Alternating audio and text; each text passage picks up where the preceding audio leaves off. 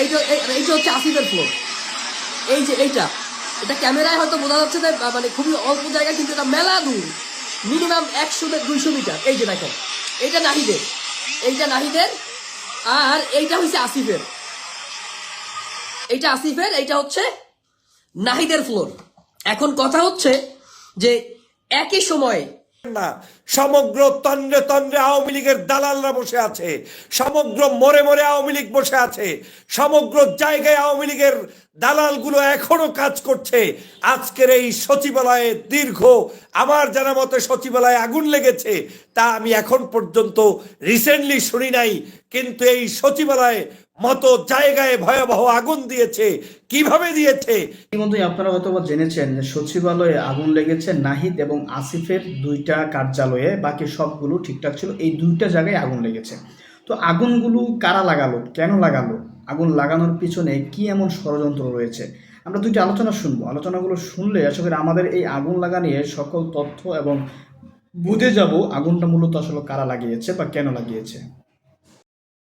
Share করে দিন। বাংলাদেশের বিরুদ্ধে গভীর ষড়যন্ত্র চলমান, সেই ষড়যন্ত্রের অংশ হিসেবে বাংলাদেশ সচিবালয়, যেই সচিবালয় হচ্ছে বাংলাদেশের সরকারের প্রাণকেন্দ্র, একটি দেশ পরিচালনার জন্য যেই জায়গাটা হচ্ছে মূল জায়গা, সেই সচিবালয়ে আজ গভীর রাতে ভয়াবহভাবে আগুন লেগিয়ে দিয়েছে শেখ হাসিনা, শেখ পরিবার এবং আওয়ামী লীগের অসভ্য যারা দীর্ঘদিন পর্যন্ত দেশটাকে ধ্বংস করতে চেয়েছে, তারা আজকের নতুন করে ষড়যন্ত্রে মেতে উঠেছে।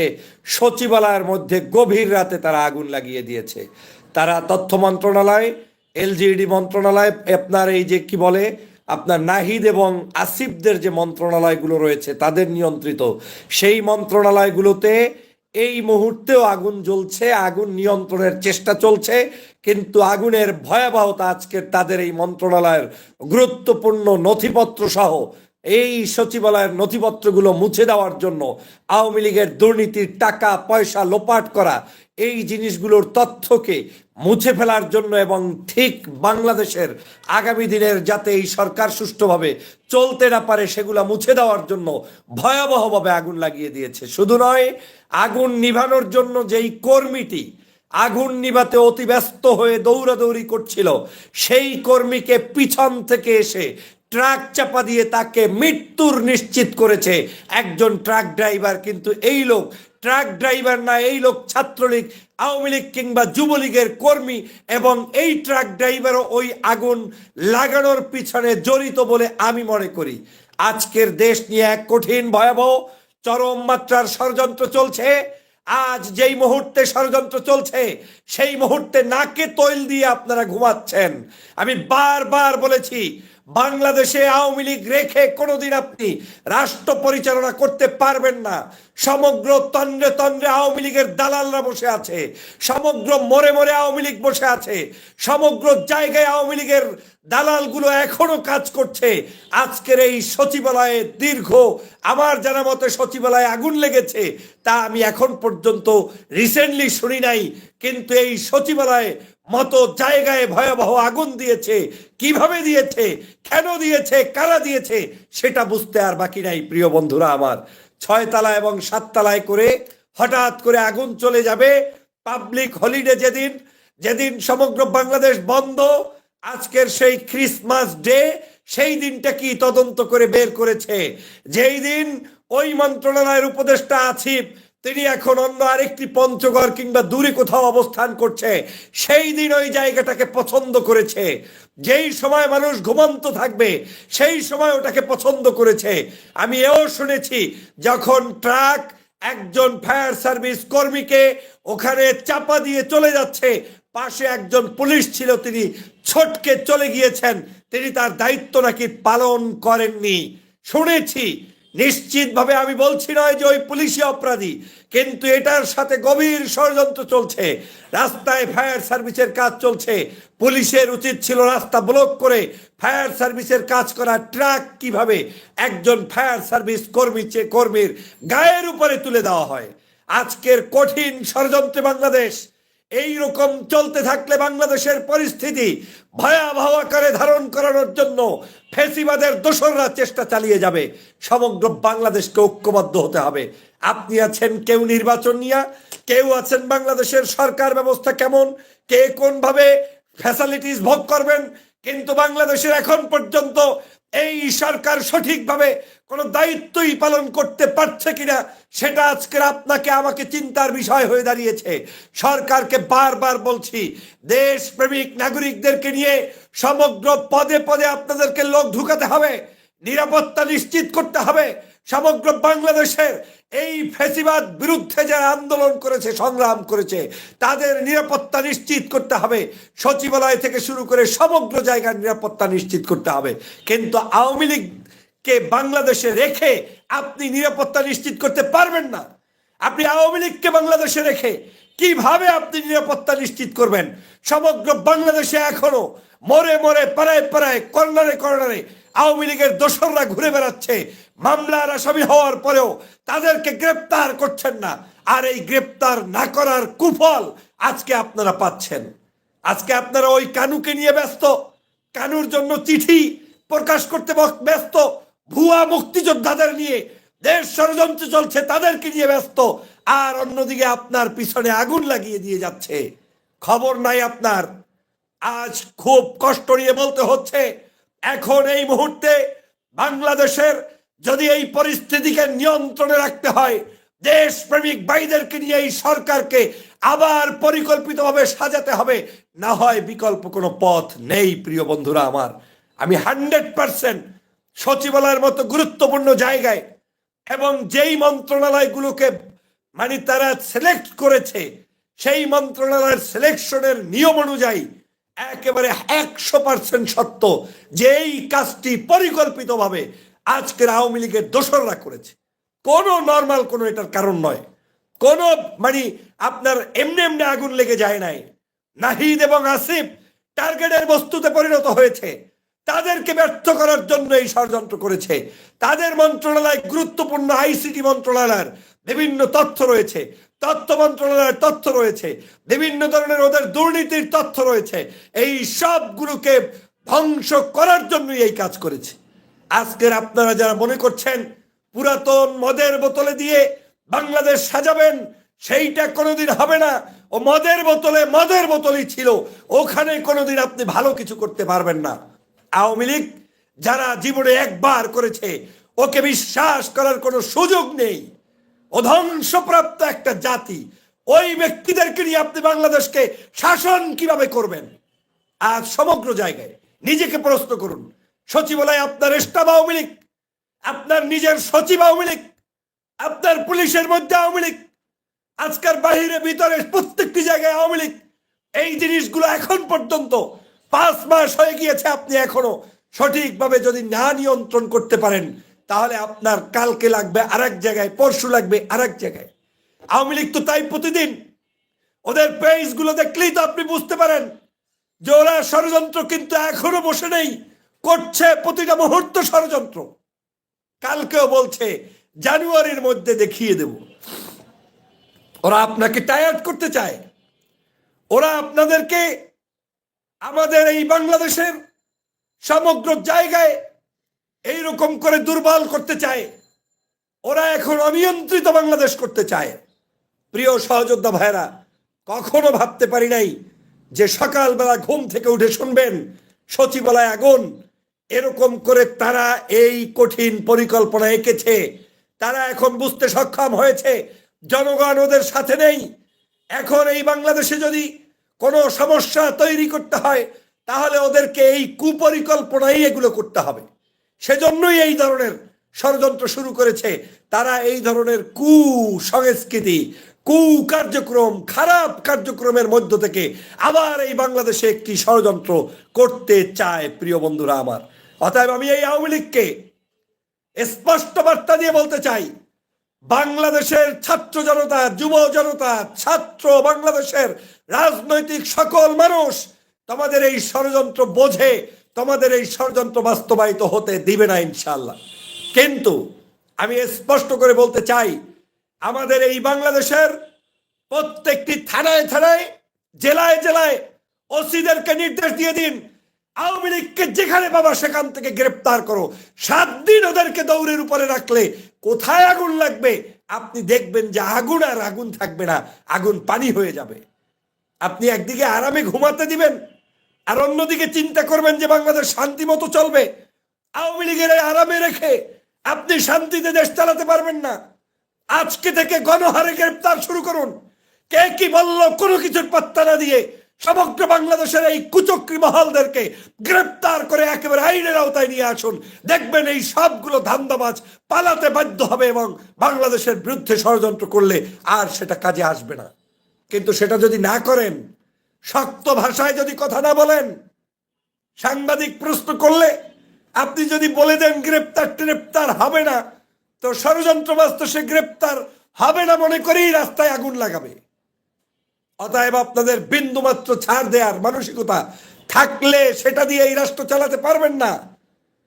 এটা শয়তানের একটা দল, এটা একটা দেশকে বিকৃত করার একটা দল, এই দেশটাকে ধ্বংস করার একটা দল। অতএব এই দলের সাথে কোনো কম্প্রোমাইজ করে কেউ কোনোদিন ভালো কিছু করতে পারে নাই। ওরা ব্যর্থ হয়েছে। চিন্ময়কে কেন্দ্র করে একটি নাটক সাজাতে চেয়েছিল, ইসকনকে কেন্দ্র করে নাটক সাজাতে চেয়েছিল, নাটকে তারা ব্যর্থ হয়েছে। ওরা আবার এই যে কুমিল্লার কি বলে কি কনু না কি বলে মুক্তিযোদ্ধা, এটা ওদের সাজানো নাটক, এটাও ওরা সাজিয়ে চেষ্টা করছে আপনারা যে কোনোভাবে ওই ফাঁদে পাড়া দিয়ে কিছু একটা করা যায় কিনা। ওরা প্রত্যেকটা দিন এরকম সাজানো নাটক শুরু করেছে। এখন তাদের নাটক একটাই, জায়গায় জায়গায় আগুন দাও, ফায়ার সার্ভিস কর্মীদেরকে নিহত করো, যাতে করে সবাই অস্থির হয়ে যান, দেশটা একটা অশান্তির মধ্যে পড়ে যায়। প্রিয় বন্ধুরা আমার, সেজন্য দেখেন একজন ফায়ার সার্ভিস কর্মী তিনি আগুন নিভাতে গিয়েছেন, তাকে ট্রাক চাপা দিয়ে মেরে ফেললো। ভাবছেন এটা খুব নর্মাল কোনো কাজ? এটা পরিকল্পিত নয়? কি ভাবছেন আপনি? সচিবালয়ে আগুন নেভাতে গিয়েছে দেশপ্রেমিক ফায়ার সার্ভিস, তাকে ট্রাক চাপা দিয়ে হত্যা করেছে আওয়ামী লীগের কাজ। আবার পুলিশ সেখান থেকে উধাও। প্রিয় বন্ধুরা আমার, এবং এত বড় একটি জায়গা যেখানে সুরক্ষিত থাকার কথা, আজ সেখানে আমি এই উপদেষ্টাদেরকে বলবো, একঘুয়ামি মানসিকতা পরিহার করুন, নিজেকে অনেক ওভার স্মার্ট ভাবা পরিহার করুন, রাষ্ট্র চিন্তা করুন, রাষ্ট্র সম্পর্কে বুঝুন, এই দেশের কিভাবে দায়িত্ব পালন করতে হয় সেটা শিখুন। না শিখে দেশকে বিপদগ্রস্ত করবেন না। আমরা আপনাদেরকে সর্বোচ্চ সাহায্য করব, আমরা আপনাদের সাথে আছি, কিন্তু কে আপনার দেশপ্রেমিক সেটা অন্তত বাছাই করুন। যার তার উপরে নির্ভর করে বসে থাকিয়েন না। যদি সেটা থাকেন তাহলে এই বাংলাদেশটাকে ওরা লুটে পুটে ধ্বংস করে দিয়ে যেভাবে গিয়েছে, এখন এটাকে আগুন ধরিয়ে ধ্বংস করে দিয়ে যাবে। প্রিয় ভাইরা, ভাবছেন এটা চারটিখানি ব্যাপার? সচিবালয় আগুন, এবং সেই আগুনের ভয়াবহতা এমন ছিল যে সমগ্র দুটো মন্ত্রণালয়ের সব কিছুকে পুড়ে ছারখার করে দিয়েছে। হয়তো আমরা এখনো জানি না ভিতরের নিউজটা কি, কিন্তু এখন পর্যন্ত সেখানে মিডু মিডু আগুন এখনো জ্বলছে। প্রিয় সহযোদ্ধা ভাইরা, অতএব এই কঠিন পরিস্থিতিতে আমাদের এই সর্ব অবস্থায় ঐক্যবদ্ধ হওয়া ছাড়া বিকল্প কোনো পথ নাই। আওয়ামী লীগের সকল ষড়যন্ত্র রুখে দেওয়ার জন্য ঐক্যবদ্ধ হওয়ার বিকল্প নাই। আওয়ামী লীগের এই ষড়যন্ত্রের বিরুদ্ধে শুধু ছাত্র ভাইয়েরা নাচানাচি করিয়েন না, সবাইকে নিয়ে ঐক্যবদ্ধ থাকতে হবে। বিএনপি, জামাত, হেফাজত, চরমনাই, রাজনৈতিক দল, ছাত্র সংগঠন, ছাত্র ভাইয়েরা নতুন পুরাতনের সমন্বয়ে এই দেশকে এগিয়ে নিতে হবে। না হয় এই দেশকে নিয়ে গভীর ষড়যন্ত্র যেটা হবে সেটা মোকাবেলা একা একা কেউ করতে পারবেন না। আমি বারবার বলেছি, এই সরকারের উচিত হবে এমার্জেন্সি মন্ত্রণালয়গুলোতে নতুন উপদেষ্টা নিয়োগ দেওয়া, যেই উপদেষ্টারা দেশপ্রেমিক, শাসন করার ক্ষেত্রে ওই ফ্যাসিবাদকে বিন্দুমাত্র ছাড় দিবে না, ওদেরকে যেখানে পাবে সেখানে আইনানুগভাবে শায়েস্তা করবে। সেই মানসিকতার মানুষদেরকে আপনার উপদেষ্টা নতুন নতুন মন্ত্রণালয়ের দায়িত্ব দিয়ে দিন। প্রিয় ভাইরা, 1-2 বছর আমাদেরকে ধৈর্য ধরতে হবে, নির্বাচন আসার আগ পর্যন্ত আমাদেরকে সেই পর্যন্ত ধৈর্য ধরতে হবে। কিন্তু সেই নির্বাচন আসার আগে কত ধরনের যে ভয়াবহ পরিকল্পনা এই ফ্যাসিবাদ করবে, আওয়ামী লীগ করবে, সেটা বুঝতে আর অপেক্ষা রাখে না। অতএব এই ফ্যাসিবাদের কবল থেকে দেশকে রক্ষা করতে হলে একটাই কাজ, সেটা হচ্ছে আমাদেরকে ঐক্যবদ্ধ হতে হবে। ওরা গুরুত্বপূর্ণ সকল তথ্য পুড়িয়ে দিবে। ওরা এখন দুর্নীতি, দুষ্কৃতি, খুন, গুম, এই ধরনের যে যত ডকুমেন্টস আছে সবগুলোকে পুড়িয়ে দেওয়ার জন্য আওয়ামী লীগের দোসররাই পুড়িয়ে দিবে। আমি সচিবালয়ের এই পোড়ার ক্ষেত্রে গতকালকের কারা ওখানে হাঁটাহাঁটি করেছে, ওই রুম থেকে কে বের হয় নাই, কার কোথায় দায়িত্ব ছিল, কোন পুলিশ কোথায় ছিল, সচিবালয়ের ভিতরে কারা ছিল, সমস্ত জিনিসকে তালিকা করে এমার্জেন্সি তাদেরকে গ্রেপ্তার করে তারপরে জিজ্ঞাসাবাদের মাধ্যমে সত্যিকার খুনি, শয়তান এবং যারা আগুন লাগিয়েছে তাদেরকে দ্রুত গ্রেপ্তার করতে হবে। এবং আমি মনে করি ওই ট্রাক ড্রাইভার একটি ষড়যন্ত্রের অংশ হিসেবে সচিবালয়ের সামনে আমার সেই ভাইকে, যিনি পানি দিতে গিয়েছেন, ফায়ার সার্ভিস কর্মী, তাকে মেরেছে, তাকে হত্যা করেছে। ওই ট্রাক ড্রাইভারকে দ্রুত গ্রেপ্তারের মধ্য দিয়ে আওয়ামী লীগের সেই তথ্য বের করার চেষ্টা করুন। এটা যদি আওয়ামী লীগের আমল হইতো, বাংলাদেশের বিএনপি, জামাত কেউ রাস্তায় থাকতে পারতেন না। 24 ঘন্টার মধ্যে সবগুলোকে ডেকে নিয়ে হয় ক্রস ফায়ার দিত, না এলে গুম করতো, না এলে শেষ করে ফেলতো। আর আপনি আওয়ামী লীগকে একই বিছনায় রেখে আপনি রাত্রি যাপন করবেন ভাবছেন, এটা কিভাবে সম্ভব? একই রুমের মধ্যে কিভাবে সম্ভব? আজকে তাই করছেন আপনি। এই ঘষাঘষি বাদ দেন, ডলাডলি বাদ দেন। চিরদিনের জন্য আওয়ামী লীগকে তালাক দিতে হবে এবং ওদের সাথে সম্পর্ক নষ্ট করে তারপরে দেশ পরিচালনা করতে হবে। এটাই হতে হবে আমাদের কাজ। না হয় এই দেশ চালাতে পারবেন না, পারবেন না বললাম। মনে মনে ভাবছেন যে আওয়ামী লীগের মানুষ মনে হয় একসাথে থাকে, তাহলে এই দেশের মানুষ বলতো না তুই মানুষ না, তুই আওয়ামী লীগ। অর্থ হচ্ছে আওয়ামী লীগ এটা কোনো মানুষের তালিকার মানুষ নয়, এটা একটা ভিন্ন প্রজাতি, এটা একটা ভিন্ন চরিত্রের নাম হচ্ছে আওয়ামী লীগ। সে কারণেই মানুষ বলে তুই কি মানুষ নাকি আওয়ামী লীগ?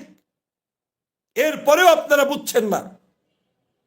প্রিয় ভাইরা, আমি ভারাক্রান্ত হৃদয় নিয়ে বলতে বাধ্য হচ্ছি, এই আগুন, এটাকে কোনো অবস্থায় ছোটখাটো আগুন ভাবার সুযোগ নেই। অতএব আসুন বাংলাদেশের সমগ্র দল মতের ঊর্ধ্বে উঠে দেশকে এগিয়ে নেওয়ার জন্য সবাই ঐক্যবদ্ধ থাকি। 5ই আগস্টের পূর্বে যেভাবে আমরা ঐক্যবদ্ধ ছিলাম, আজও সেই ঐক্যবদ্ধ থাকি। কথাবার্তার আস্ফালন বন্ধ করুন। যখন তখন যেখানে সেখানে সবাইকে শত্রু বানানো বন্ধ করুন। দেশপ্রেমিক সবাইকে ঐক্যবদ্ধ রাখুন, কারণ এখনো দেশের কিছুই শেষ হয়নি। নির্বাচন আসার আগ পর্যন্ত আপনি কিছুই ভাবার সুযোগ নেই, নাকে তৈল দিয়ে ঘুমিয়ে থাকার সুযোগ নেই। 24 ঘন্টা আপনাকে দেশ পাহারা দেওয়ার জন্য জাগ্রত থাকতে হবে। এটা যুদ্ধহত একটি দেশ। আপনাকে মনে করতে হবে এটা সিরিয়া, প্যালেস্টাইন। কারণ ওরা হয়তো বছরকে বছর যুদ্ধ করছে, আমাদেরকে হয়তো আল্লাহ তাআলা সুযোগ দিয়েছে, অল্প কয়েকদিনে বিজয় অর্জন করেছেন। কিন্তু এই বিজয়ে ধরে রাখতে হলে আপনাকে ত্যাগী হতে হবে, বিশাল হৃদয়ের মানুষ হতে হবে, মানুষকে অ্যাকোমোডেট করার মেন্টালিটি থাকতে হবে। সব দেশপ্রেমিককে স্পেস তৈরি করে দিতে হবে। হাজার হাজার মন্ত্রণালয়ের লোক প্রয়োজন। দেশপ্রেমিক নাগরিকদেরকে নিয়োগ দিন। এমার্জেন্সি 2 লক্ষ দেশপ্রেমিক মানুষকে পুলিশ হিসাবে নিয়োগ দিয়ে তাদেরকে রাস্তায় বিভিন্ন জায়গায়, আজকের এই জায়গাগুলোতে, সব জায়গাগুলোতে আপনারা সেইভাবে নিয়োগ দিন। নিয়োগ দিন দ্রুত। সমগ্র জায়গার অফিস আদালতগুলোতে আমাদের মানুষদেরকে নিয়োগ দিন। এই নিয়োগ দিতে গিয়ে আপনার একান্ত আপনার মতো লোক নাই, কিন্তু লোকটা আওয়ামী লীগ বিরোধী, তাকে নিয়োগ দিন। ওই লোকটা চরমনাই না, আপনার জামাত না, হেফাজত না, আপনার ওই ছাত্র আন্দোলন, এটা আপনার দেখার দরকার নাই। আওয়ামী লীগ বিরোধী যারাই থাকবে তাদেরকে রিক্রুট করুন। এত সংকীর্ণ হলে দেশ চালানো যায় না। এই পরামর্শগুলো অ্যাকসেপ্ট করে সমগ্র দেশকে জাতীয় ঐক্যে রূপান্তরিত করে এগিয়ে যেতে হবে। না হয় আওয়ামী লীগ তার ষড়যন্ত্র চলমান রাখবে এবং ভবিষ্যতেও ক্ষতি করার চেষ্টা করবে। প্রিয় ভাইরা আমার, আসুন লাইভটি শেয়ার করে দেশবাসীকে উদ্বুদ্ধ করুন এবং আল্লাহ পাক আমাদের এই দেশকে হেফাজত করুক, সচিবালয়কে হেফাজত করুক, আমাদের দেশপ্রেমিক ভাইদের নিরাপত্তা নিশ্চিত করুক। আমাদের যেই সকল ছাত্র ভাইরা আন্দোলন করতে গিয়ে, সংগ্রাম করতে গিয়ে জীবন দিয়েছে, তাদের যারা উত্তরসূরি বেঁচে আছে, যাদেরকে আজকের বিভিন্নভাবে অপমান অপদস্থ করা হচ্ছে, গুম করার চক্রান্ত চলছে, আল্লাহ তাদেরকে হেফাজতে রাখুক, তাদের নিরাপত্তা নিশ্চিত করতে হবে। এই ব্যাপারে উদাত্ত আহ্বান জানিয়ে আজকের লাইভ এখানেই শেষ করছি। আল্লাহ হাফেজ। আসসালামু আলাইকুম ওয়া রাহমাতুল্লাহি ওয়া বারাকাতুহু। সচিবালয়ে মধ্যরাতে আসিফ এবং নাহিদের রুমে আগুন লেগেছে, ওদের ফ্লোরে আগুন লেগেছে। এখন এই আগুন স্বয়ংক্রিয়ভাবে লেগেছে নাকি আগুন লাগানো হয়েছে তার বেশ কিছু প্রমাণ আমার কাছে আছে, আমি আপনাদেরকে দেখাবো। শুরুতে দেখাই হচ্ছে এই যে ছবিটা দেখতে পাচ্ছেন, এটা হচ্ছে আসিফ এবং নাহিদের যে ফ্লোর আছে, এই যে দুইটা ছবি, এই ছবি দুইটা হচ্ছে আসিফ এবং নাহিদের ফ্লোরের ছবি, অর্থাৎ ওইখান থেকে ওদের রুমের ভেতরে ঢুকতে হয়, সেই ফ্লোরের ছবি এটা। এবং যেই ভিডিওটা আছে, আপনাদেরকে যে ভিডিওটা আমি দেখানোর চেষ্টা করব, এই ভিডিও থেকে প্রমাণ হয়ে যায় যে এই আগুন উদ্দেশ্যকৃতভাবে, ইচ্ছাকৃতভাবে এই আগুন দেওয়া হয়েছে। সাধারণত যখন আগুন লাগে তখন সেই আগুনটা এক জায়গা থেকে লেগে বিভিন্ন জায়গায় ছড়িয়ে পড়ে, কিন্তু একসাথে আসিফের ফ্লোরে এবং নাহিদের ফ্লোরে দুই জায়গায় একসাথে আগুন যদি মানে শর্ট সার্কিট থেকেও লাগে, সেটা একসাথে দুই রুমে লাগা সম্ভব নয়। আপনাদেরকে একটু আমি দেখাই।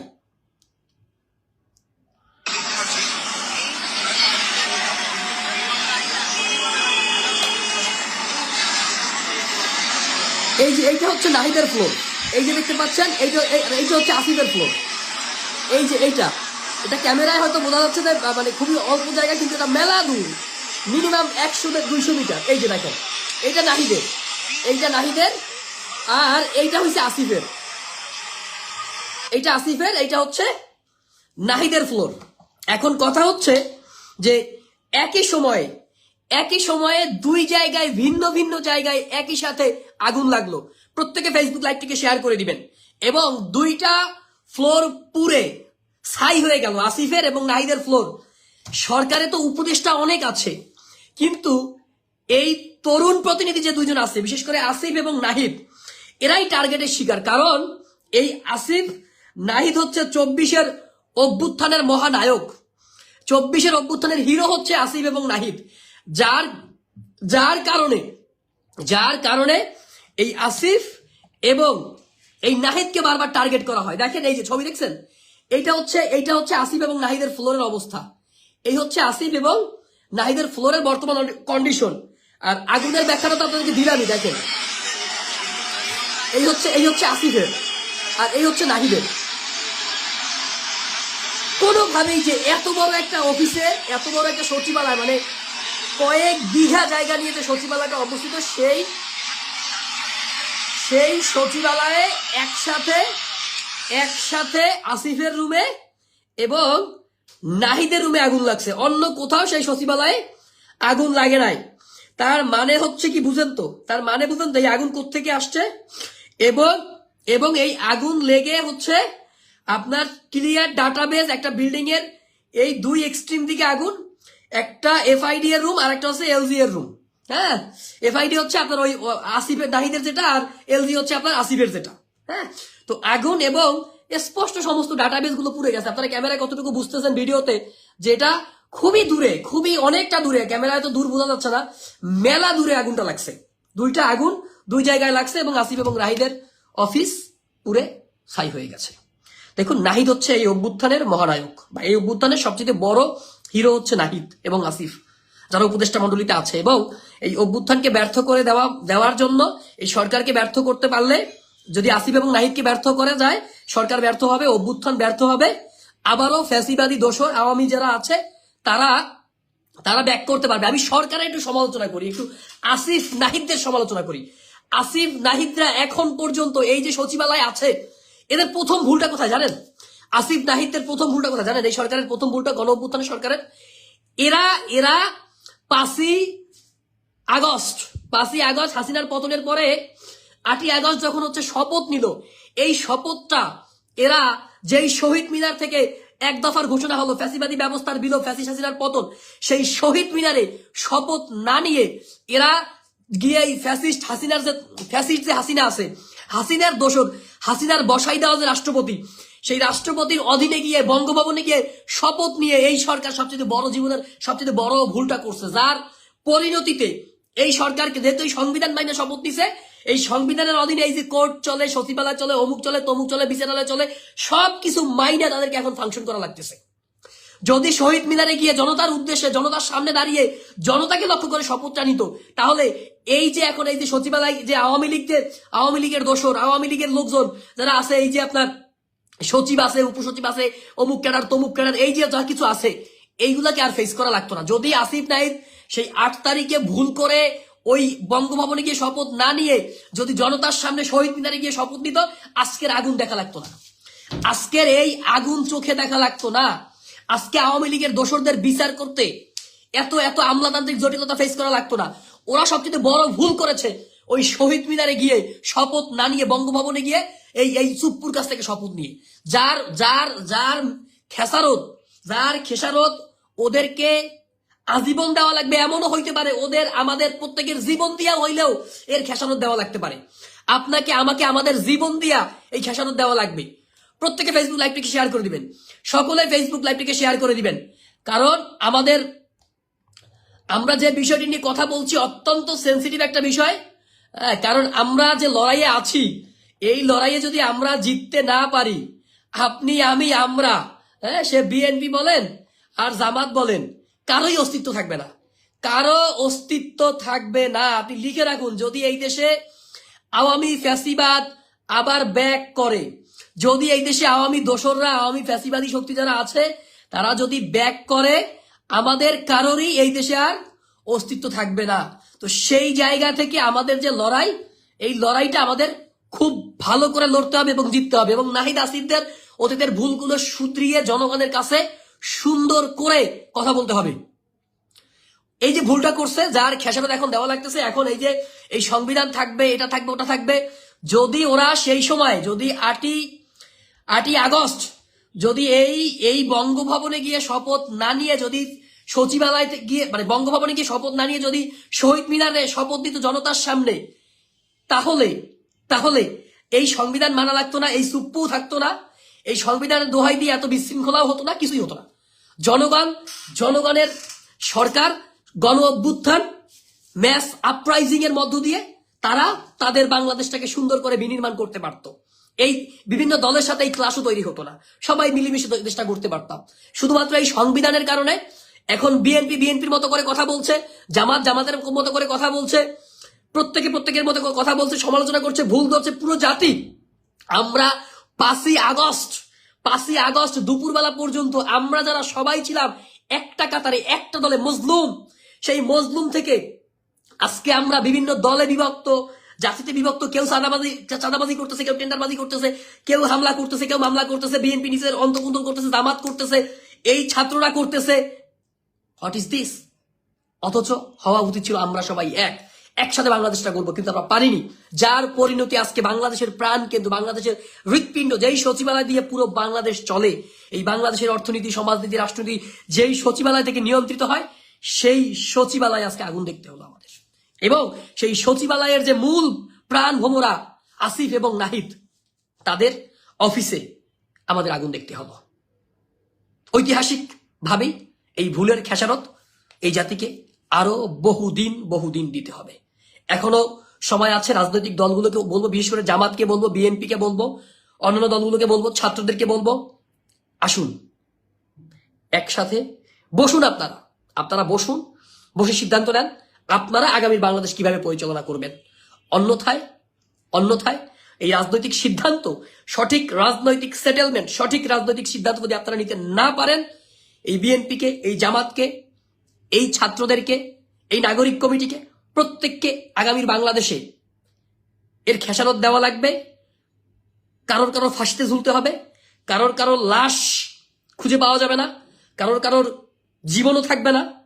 সুতরাং এখন যদি আপনারা একসাথে মিলে মিশে সিদ্ধান্ত নিতে না পারেন, আমাদের ফিউচার হুমকির সম্মুখীন, বাংলাদেশের অস্তিত্ব হুমকির সম্মুখীন থাকবে। কারণ বাংলাদেশের পার্শ্ববর্তী যেই মহাশক্তিশালী ভারত রাষ্ট্রটি আছে, সেই ভারত রাষ্ট্রটি এখন হাসিনার পতনের পর থেকে still now and in future তারা তাদের যে প্লট, তাদের যে ষড়যন্ত্র, সেই ষড়যন্ত্র করে যাচ্ছে এবং সেখানে শেখ হাসিনা নিজে সেই ষড়যন্ত্রের অংশ, তাকে নিয়ে, তাকে কেন্দ্র করে, আওয়ামী লীগকে কেন্দ্র করেই ভারত তাদের প্ল্যান সাজাচ্ছে। সুতরাং সেই প্ল্যানের অংশ জামাতও না, সেই প্ল্যানের অংশ বিএনপিও না, সেই প্ল্যানের অংশ ছাত্রও না।